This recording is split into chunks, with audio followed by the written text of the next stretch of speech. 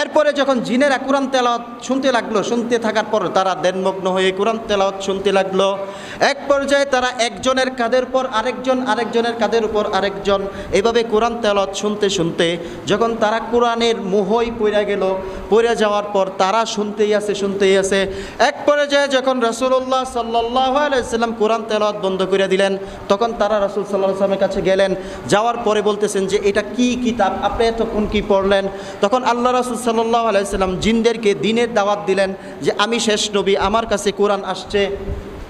এই কোরআন আল্লাহ রাব্বুল আলামিনের সর্বশেষ কিতাব এবং আমি নবী, আমি মুহাম্মদ হচ্ছে সর্বশেষ নবী।